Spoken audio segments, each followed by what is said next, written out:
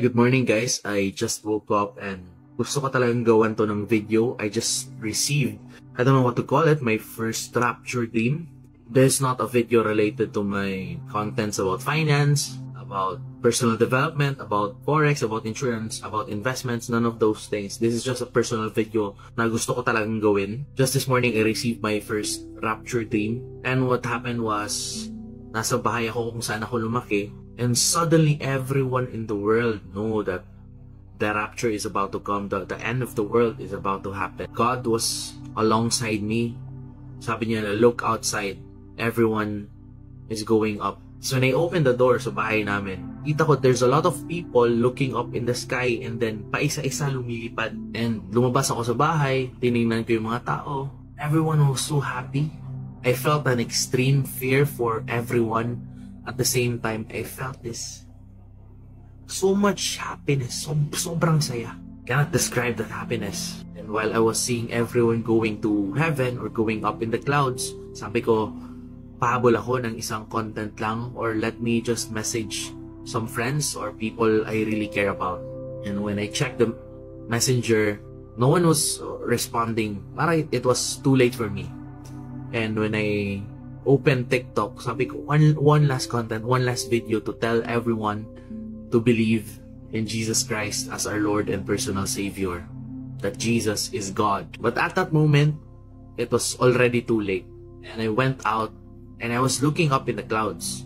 I prayed my last Our Father, the Our Father prayer. Sabi ko, ba't di pa ako lumilipad? And then sa taas kasi, kita ko madami pang wires. So pumunta ako sa gitna ng kalsada. And I looked up. There was a cloud na may thunderstorm. So parang nagtiptoe ako or I made a small jump. And then after nun, tuloy-tuloy na akong lumipad. And as I was about to go through the clouds na may thunderstorm, sabi ko, baka mamatay ako in the process. I told myself, but wait, I'm about to meet Jesus. I'm gonna be okay. Pabilis yung lipad ko.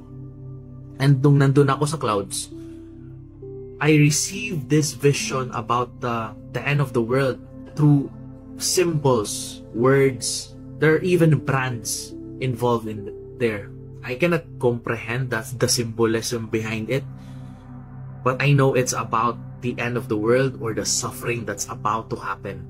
So after I flew and went through those clouds, at the end of it, pagtapos ng lahat ng clouds na yun, there was a lot of people there surrounding a figure, a silhouette, a light and the silhouette at the same time. See the silhouette of this person, everyone was towards this person, bowing or reaching out to this person. And that person was Jesus Christ. So I was among those people na nakapalibot sa kanya, and boom, suddenly I was already in heaven. That time, sabi ni God, do you want to get a parang pen or notebook? We're gonna view your life. Panoorin natin yung beginning and end mo. This is gonna be exciting. Ako, na-excited ako. I was so happy. We viewed it all, but it happened so quickly. So, I cannot comprehend how that happened. Then after that, I just saw a farm. Napakaganda ng mga plants and fruits. Definitely something I've never seen in this world. Iba yung mga tanim sa heaven, iba yung mga prutas, iba yung mga bahay, and definitely the technology is way different.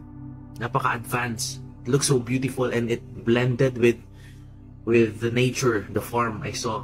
Then I was talking to someone, sabi ko na, anong gagawin ko dito is, can I learn all of these things?